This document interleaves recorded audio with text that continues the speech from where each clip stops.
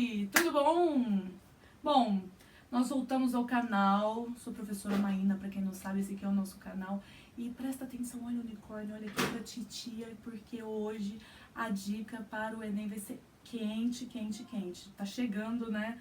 Tão tremendo, tal. Ai, meu Deus, que ansiedade, eu também tô. Meu Deus, vamos lá, mas segura na minha mão e vai que dá tempo ainda de pegar algumas dicasinhas pra essa última hora aí. Bora? A dica agora é de interpretação do texto, da área de códigos e linguagens. Roda a vinhetinha.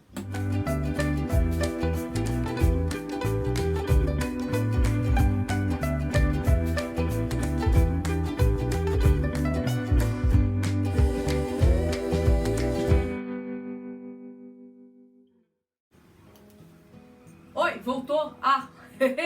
Gente, bom, primeira coisa, deixa eu fazer esse coquinho de samurai aqui, porque meu cabelo hoje tá uma marmota. Deu uma melhorada, tá ótimo, vambora. O que interessa agora? Primeira coisa, galerinha, vem aqui, vou falar bem aqui, ó, no seu ouvidinho. Primeira coisa que você tem que ter em mente com relação a códigos e linguagens é que é o único departamento em que vai trabalhar com a verdade central daquele texto. Maína, o que é a verdade central deste texto? Bonitinho, é assim, ele vai trabalhar com várias questões, tá? Vamos supor, tá? Uma coisinha bem pequenininha assim. O texto, a verdade central do texto é a idolatração, tá, da magreza na nossa sociedade. Essa é a verdade central do texto, certo? Mas você vai lá naquela coisa que tangencia. Então ele vai dar várias alternativas que tangenciam esse texto. Então, vamos lá, sei lá, gordofobia. Não, idolatração da magreza é uma coisa, gordofobia é outra, tá bom? Magreza extrema, tá? Não é só magreza extrema, é você ter como ídolo a magreza extrema, certo? Então cuidado, porque a área de códigos e linguagens, os textos, eles vão buscar essa verdade central, custe o que custar. Então você tem que ir na alternativa, não é na alternativa certa, como em biologia, em química, em física, em matemática, em história, em geografia. Não, você tem que ir na mais certa, tá bom? Por que isso é importante, Maína? Porque para você interpretar um texto com uma essência, sem cair naquele fake news, sem cair naquele achismo, você tem que saber a verdade central mesmo, tá bom? Certo? Então, o primeiro tópico é ter em mente que isso destina-se à resposta mais certa. Portanto, cabe ler a primeira e acertar? Não! Leia todas. Verifique qual está mais condizente com aquele texto. Bonito? Gostoso? Tchutchuco? Então tá ótimo. Seguinte, vamos para um próximo tópico que você tem que lembrar. Identificar o gênero textual. Como assim?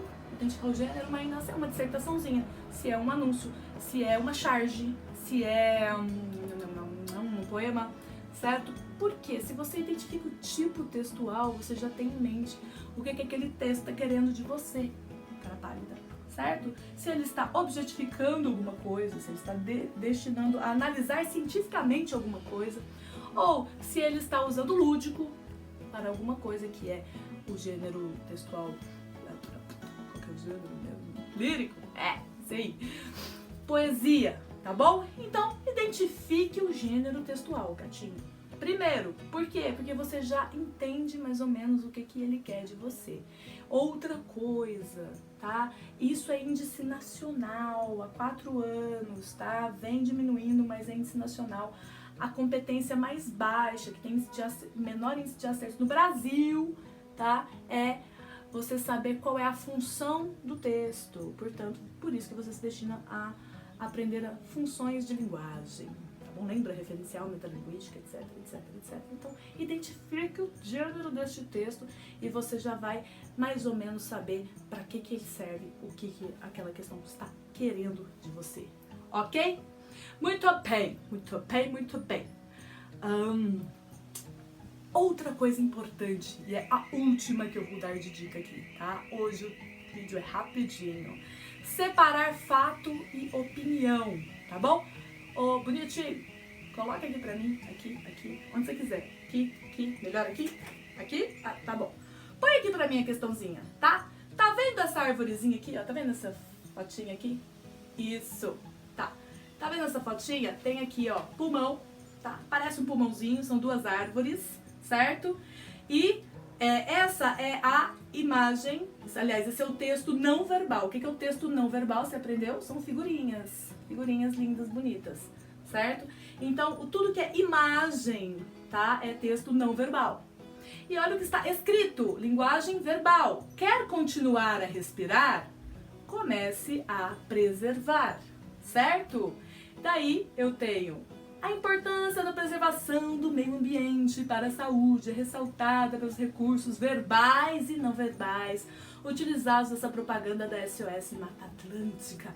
Ele falou recursos verbais e não verbais, ele não está interessado em saber se a gente está falando que isso aqui é o pulmão do mundo, ele não está interessado que você interprete a imagem, mas ele está interessado em saber se você entendeu que tem imagem verbal e não verbal. É só isso. Ele não quer saber se você sabe se a Mata Atlântica ou a Floresta Amazônica não é de verdade o pulmão do mundo, que são as algas marinhas, etc. Lá. Ele não quer saber isso.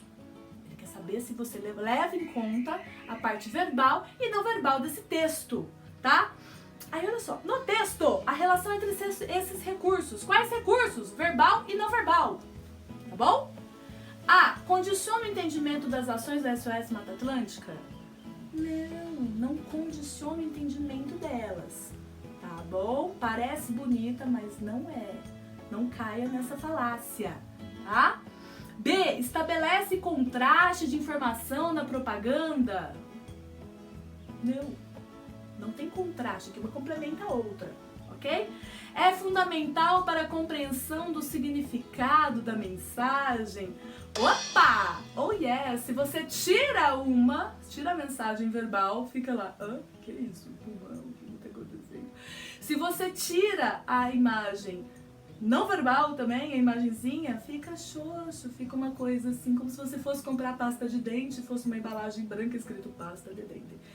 Fica xoxinho, tá bom? Então sim, é fundamental para a compreensão do significado da mensagem, certo? E letra D, não.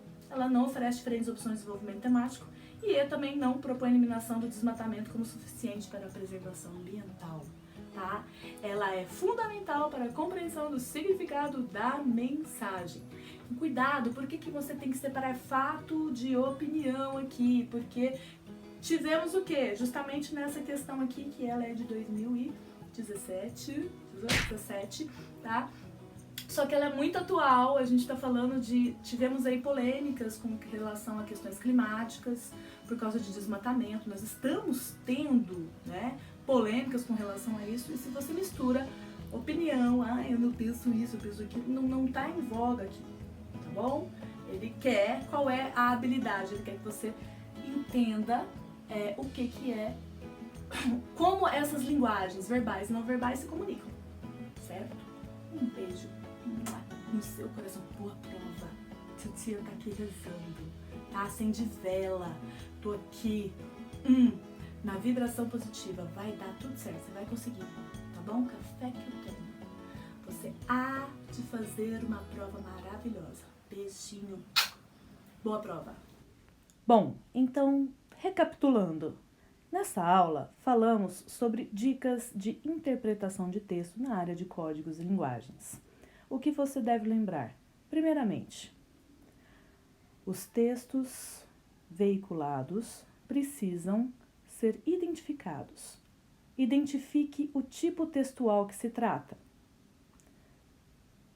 Número 2. Códigos e linguagens trabalha não com a questão certa somente, mas sim a mais certa. Procure aquela que corresponde à verdade central do texto em questão. E, para finalizar, procure separar fato de opinião. Entenda que o Enem está trabalhando com fatos. Perceba o que o enunciado quer e não o que você pensa a respeito do texto.